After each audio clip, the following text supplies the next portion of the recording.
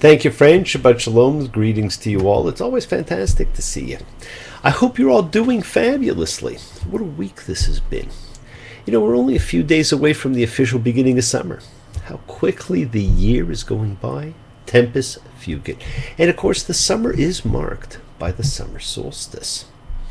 Latin word for sun, standing still, because that's how it appears in the sky. And of course, it is the longest day of the year. But it's not just the solstice we're celebrating this week. No. It is Helen's 18th birthday, a very special day for a very special lady. And it's a very special year. Have a fantastic birthday. You are on the verge of a new life. You're about to begin university. And with it, you will take on and change the world. We can change the world, rearrange the world. It's dying to get better. And it is Father's Day, a day to call, to think of, to visit, to remember Father. Their lives changed more than you realized when you were born, as their sole purpose shifted to your well-being. We may not all be, but we all have fathers. Think of them this day. I think of mine, and I'm sure you all think of yours. And I know that's especially hard for those who just lost their fathers.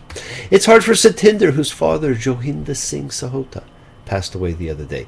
He was a wise and caring man. We called him Duru, and he never refused anyone who ever needed help. I know you will miss him.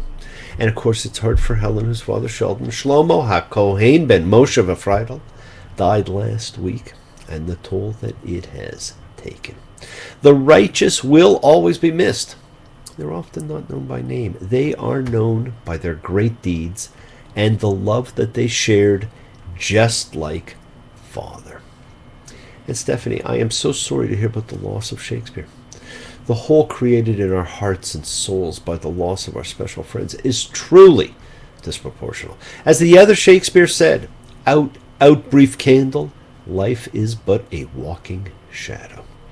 And the shadow of loss can touch any of us at any time. You will miss him and his spirit, but spirit never dies.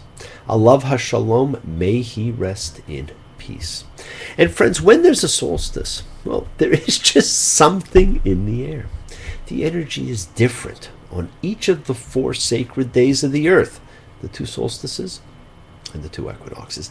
And there's something in the air this week as we read about the Korah rebellion. See? Everywhere I hear the sound of marching, charging feet, boy. Because summer's here and the time is right for fighting in the street, boy. Now, there may be no place for street fighting, man, but there are plenty of fighting words.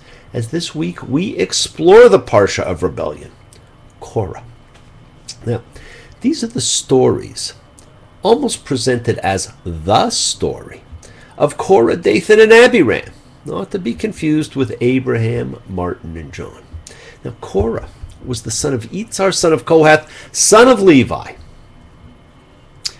Dathan and Abiram were the sons of Eliab and On, son of Peleth, son of Reuben. And friends, this tells you that we have the tribe of Levi and the tribe of Reuben represented. And that is important because of what they stand for. But I'm getting a little ahead of myself. Now, we are told that these 3, in effect, took up arms, and they rose before Moses and 250 men of the Israelites, community chieftains, persons called up to meeting, men of renown. And they assembled against Moses and against Aaron and said to them, you have too much.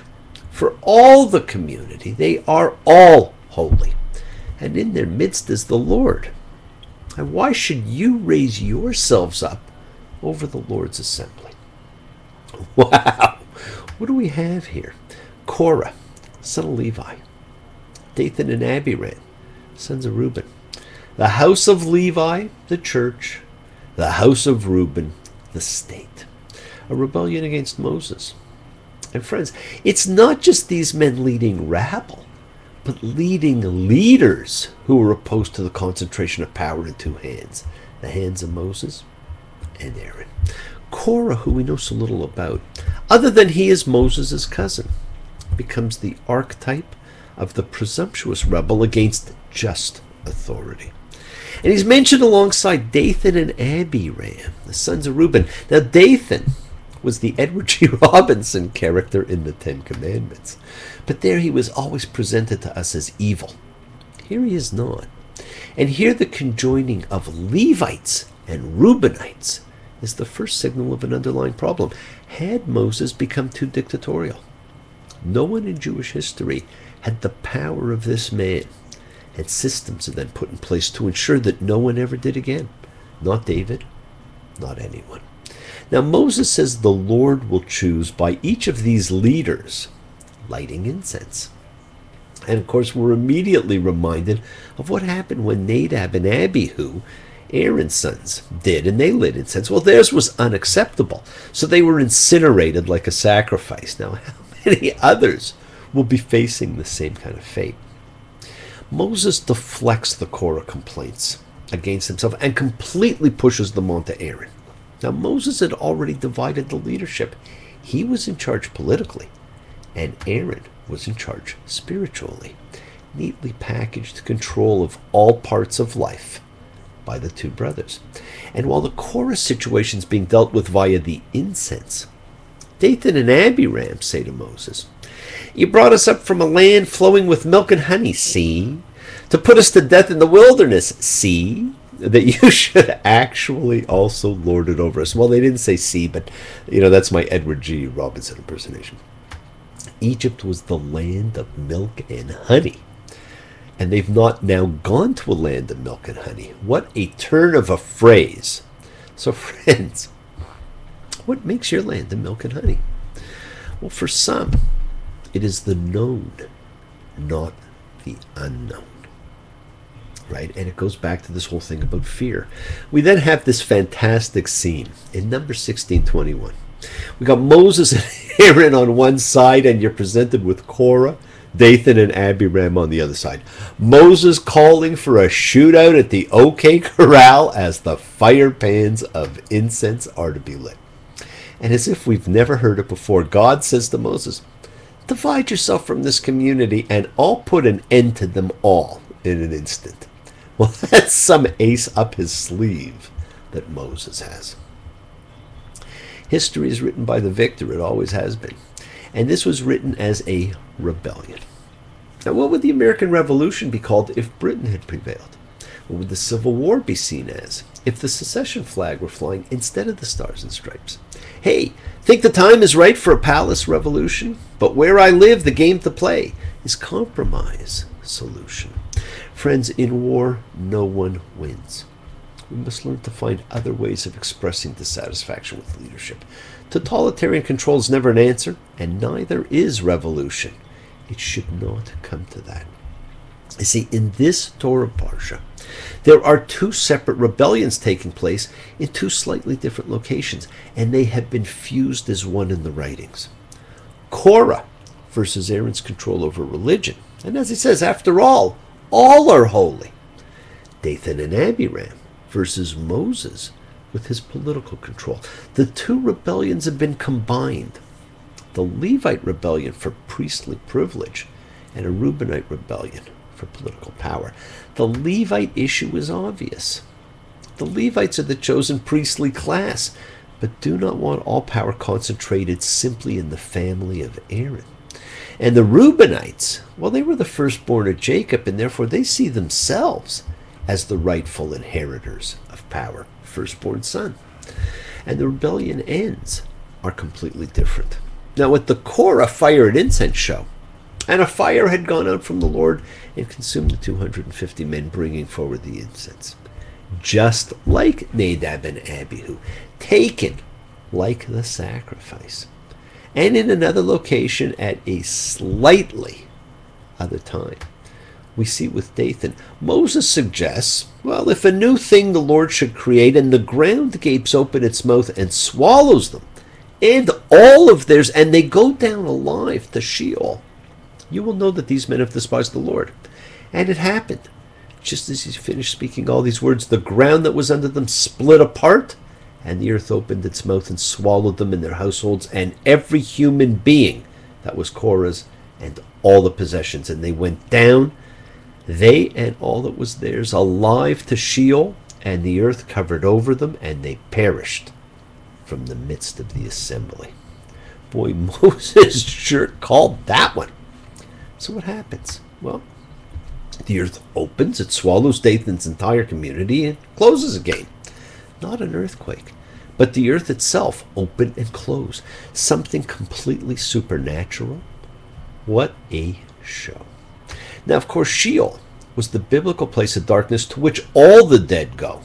Now, in the Second Temple period, this changed a little. There's a separation, compartmentalization between the righteous and the wicked. And this ultimately led to the Greek concept of Hades with its combination home of the deceased. Now remember, this was after a year of sitting at the foot of the mountain of God. Then they got ready to move, and they sent chieftains to scout. They saw that the land that was promised to them, a land truly flowing with milk and honey. But their fear kept them from moving forward. Now, so we actually do not know when these twin rebellions were. The timetable's not known.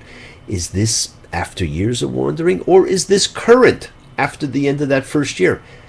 And does it really matter, my friends? Isn't this about what the episode of the spies was about? Leadership. Who our leaders are, what our leaders are.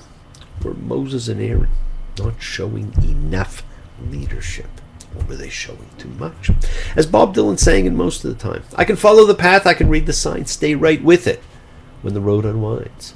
I don't cheat on myself, I don't run and hide from the feelings that are buried inside. What are the feelings? Now, friends, why do things happen? What triggers the events that take place in your life? Genesis was the descent of the spirit of man from perfection to ego-driven and therefore collapse. Exodus was about man's attempt to rise again, to free himself from the constraints which ego and fear create. Leviticus was a priestly consolidation of power thrown in to legitimize the priestly claim. And now Numbers, a census undone by getting what you ask for, but more importantly, about leadership. On the macro level, church and state. On the micro level, family, personal spirit. You see, the two different modes of destruction. The consuming fire engulfs the Levites while the Reubenites are swallowed up by the earth. It's the weaving together of the two rebellions, and it's intended to suggest that political and spiritual power are inseparable. And of course, the two separate stories, one against Aaron, one against Moses, fuse together the struggle for control, politically and spiritually, has been fused together ever since. The real thrust of the story is not considered justice, but spectacle admonition. Terror surges through the whole people as they witness the earth gaping, then closing, with the rebel Reubenites tumbling into the underworld, and the Levites who were challenging Aaron all being incinerated. God killed 14,700 of his people that day. And he resolved things via the magic blooming of Aaron's staff, which would from this point on determine leadership. We need to see to believe. And it will happen that the man whom I choose, his staff will flower. We need symbols. We love symbols.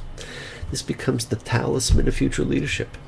It ceases being anyone's staff and becomes the symbol which will live at the tent of meeting. Again, we see the seeds planted. This, my friend, points to the beginning of a plan for the transference of power. The Pharaoh's crook and flail. The shepherd's crook stood for kingship, and the flail for the fertility of the land. And it has been the symbols of power ever since. This whole story, like so many others in Numbers, marks out a borderline between the sacred and the profane, symbolically stressing that only the consecrated can cross into the zone of the sacred. And the Lord said to Moses, bring back Aaron's staff before the Ark of the Covenant as a safekeeping, as a sign for rebels, and let there be an end to their murmurings against me. They shall not die. This phrase of God's, and it's really an amazing phrase, as a sign for rebels, will be a major one in the future. This is a fantastic piece of foreboding. Yes, the world is sacred, my friends, and so is everything in it. Express your gratitude. Light a candle, make a wish. Celebrate your life and the lives of those you love. Share your feelings with them. Live free, be free. Honor your freedom. Be well, be happy, be blessed. Share and honor the light and all who live in the light. Continue to shine. Continue to send everyone you know goodwill and love. Pray for peace and freedom for everyone, and end to terror and hatred. Yes, the mechanism for the transfer of the mantle of leadership has now been established. The prop of leadership has been established. As Dave Mason saying, don't get too lost in all I say, though at the time I really felt that way. But that was then, now it's today. I can't get off, so I'm here to stay. Till someone comes along and takes my place with a different name. And yes, a different face. Feeling all right. Not feeling too good myself. This Parsha, my friends, marks a turning point. And remember, we are a community. We learn together. We celebrate each other. We love each other. Thank you all. Love you. See you all next time. Wishes do come true. Enjoy Father's Day. Enjoy the summer solstice. Enjoy your lives. Thank you all. Shabbat shalom. Take care. Bye.